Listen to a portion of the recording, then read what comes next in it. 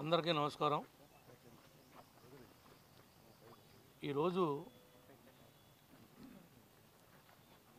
కొంతమంది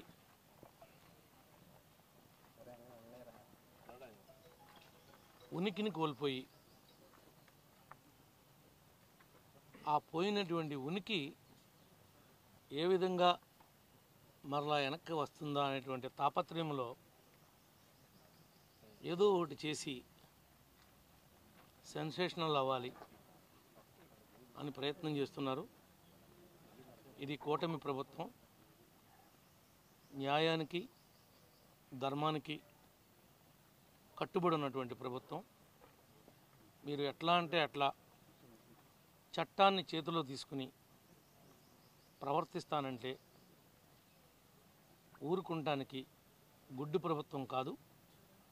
తప్పు చేసిన వాడు ఈరోజు కాకపోతే రేపైనా కటకటాల ముందు నిలబడాల్సిందే.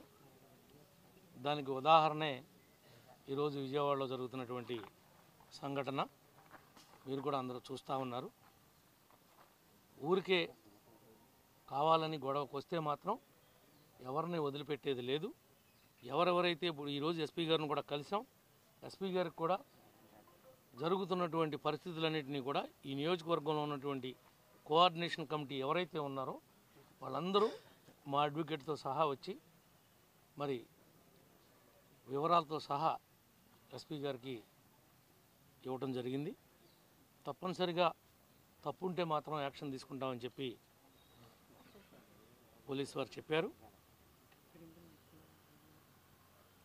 ఈ విషయాలన్నింటినీ కూడా మా పార్టీ దృష్టికి, అదేవిధంగా ముఖ్యమంత్రి గారి దృష్టికి, ఉప ముఖ్యమంత్రి గారి దృష్టికి కూడా అన్ని విషయాలు కూడా తీసుకెళ్తామని చెప్పి కూడా తెలియజేస్తున్నాం.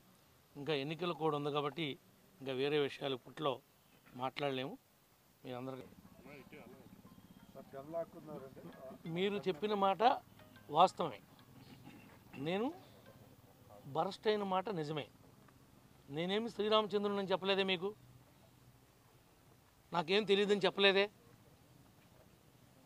నీవు నా కారు అడ్డం పెట్టి నా డ్రైవర్ మీద, నా గన్మెన్ మీద నీ మనుషులు నీ మంది బలాన్ని వేసుకుని తిరగబడతా ఉంటే మేమేమన్నా చేతగాని దద్దమ్మలమా?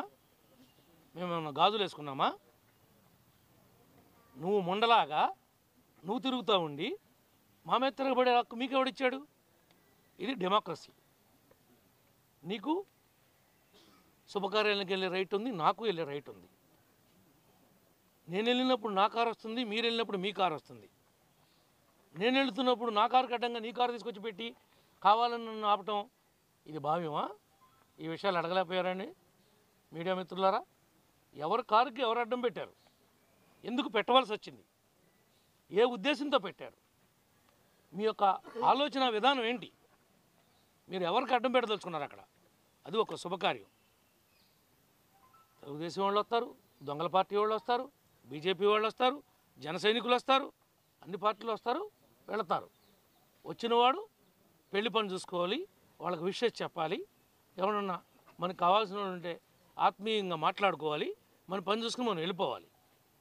కార్లకు అడ్డం పెట్టి వెళ్ళనీకోకుండా, కదలనీకోకుండా ఎవరి యొక్క స్వేచ్ఛని మీరు ఆపుతారని అడుగుతున్నాం. మేము అడిగిన దానికి మీరు అడగాలి వాళ్ళని. నిజంగా కారు పెట్టలేదా చెప్పమానండి. నీకు కావాలంటే విజువల్స్ ఇస్తా. నా కారు కెమెరా ఉంది. నా కారు ముందు క్వైట్ ఒక్క ఇంచు కూడా కదలతాగ లేకుండా అడ్డం పెట్టాడు. నా డ్రైవరు గన్మెన్ నాతో ఉండిపోయాడు. నా డ్రైవరు 3 సార్లు సెక్యూరిటీ వాడిని, ఆ యొక్క కళ్యాణ మండపం సెక్యూరిటీ వాడిని పంపించి 3 సార్లు మేము సార్ వచ్చేసారు కారు తీయండి అని చెప్పి కవర్ పెట్టాడు. కారు తీయిపోగా ఎదురు మాట్లాడుతుంటే వీళ్ళు ప్రజల సొమ్ముతో బతికేవాళ్ళు, ప్రజల సొమ్ము కాజేసేవాళ్ళు, దోపిడీదారులు. వీళ్ళు తిరగటానికే హక్కు లేనటువంటి వాళ్ళు ఈ నియోజకవర్గంలో. వీళ్ళ ఇంటి ముందు రోజు వంట వార్పు జరుగుతుంది. కొన్ని కోట్ల రూపాయల డబ్బు లూటీ చేశారు. వాటికి సమాధానం చెప్పబడద్దని ఏదో బొంకుతుంటే సరిపోతుందా? నేను తిట్టాను అంటే తిట్టకేం చేస్తారు? నీ కారు కట్టం పెడతాను, నీ మోటార్ సైకిల్ కట్టం పెడతాను, నేను కథలని పడతాను, నువ్వు ఊరుకుంటావా మిత్రమా? నువ్వు ఊరుకుంటావా అని అడుగుతున్నా. నీకు ఆవేశం రాదా? నేను తిట్టలేదని మీతో చెప్పానా? తిడతామే కాదు, ఎక్కడ దాకా వెళ్ళాలో అక్కడ దాకా వెళ్తాం. ఎవడు పద్ధతి కోల్పోయినా మంచితనంగా ఉన్నంతసేపు మంచితనంగా ఉంటాం, ఫ్రెండ్లీగా ఉంటే ఫ్రెండ్లీగా ఉంటాం.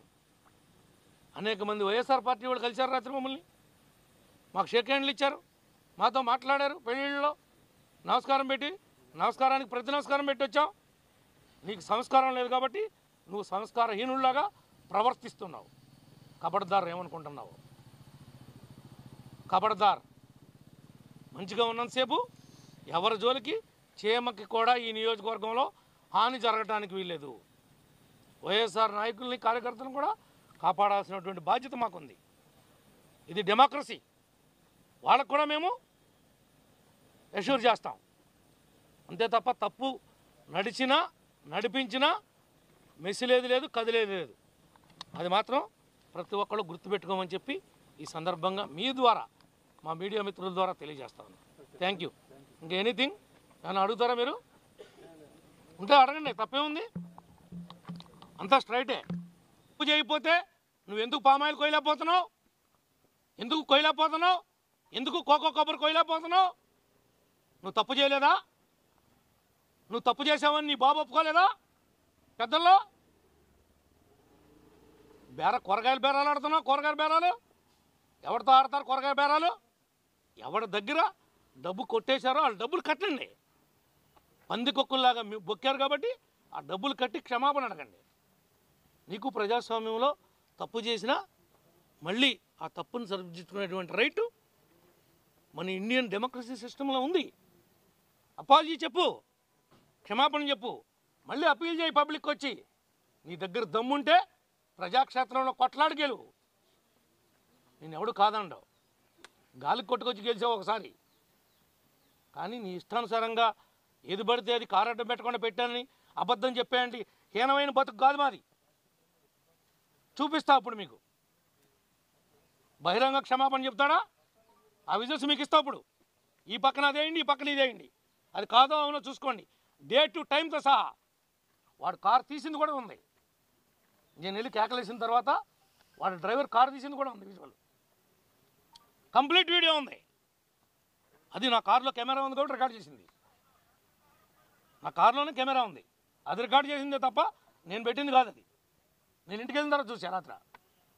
ఆ కెమెరా ఉన్న విషయం నాకు తెలియదు. డ్రైవర్ చెప్పాడు మన కెమెరాలో మొత్తం అంతా ఉందండి.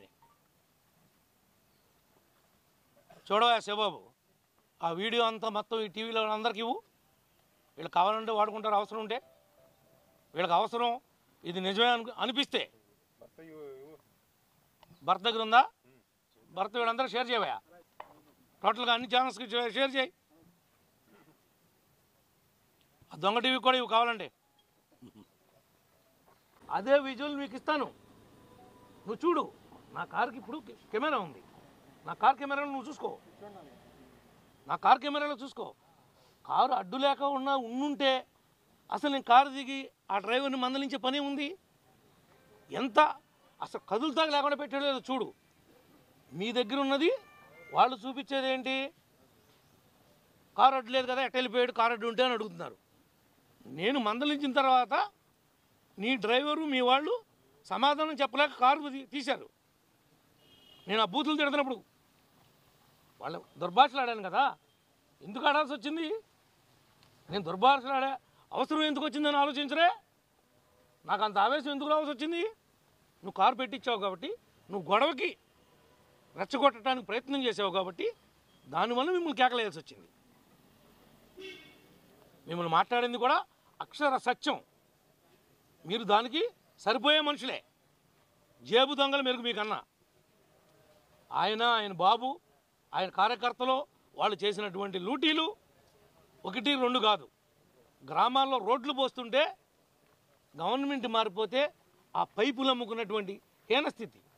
గ్రామాల్లో పనిచేద్దామని సిమెంట్ రోడ్డు పోద్దామని ఇసుక, కంకర, సిమెంటు పెడితే అవి నీ కార్యకర్తలు నువ్వు అమ్ముకున్నటువంటి దిగజారిన పరిస్థితి. నీకు మాకు నక్కకి నాగలోకానికి ఉన్నంత తేడా ఉంది. మీ బ్రతుకే చందాలు వేసుకుని బతికే బ్రతుకు. గుళ్ళు మీద, హుండీల మీద డబ్బులు తీసుకుని ట్రస్ట్ అని చెప్పి ఒక్క పేదవాడికి కూడా 10 పైసలు సాయం చేయకోకుండా ఆ సాయిబాబా బొమ్మ పెట్టుకుని ఆ డబ్బులు తింటూ బతికేటువంటి కుటుంబం మీ కుటుంబం. మీరా ఏదో కర్మగాలి ఆ గాలి దోలి నువ్వు ఎమ్మెల్యే అయ్యావు తప్ప, ఆ జగన్ గారి పుణ్యం అంట నువ్వు ఎమ్మెల్యే అయ్యి నియోజకవర్గానికి. నీది నీ ఫ్యామిలీది ఒక బతుక, కనీసం కుక్కకు కూడా అన్నం అయినటువంటి బతుకు మీది. నీ ఇంటికాడ కాపలా కాసే కుక్కకు కూడా అన్నం పెట్టలేనండి బతుకు నీది. మీరు మా గురించి మాట్లాడతారా? కోట్లాది రూపాయల డబ్బు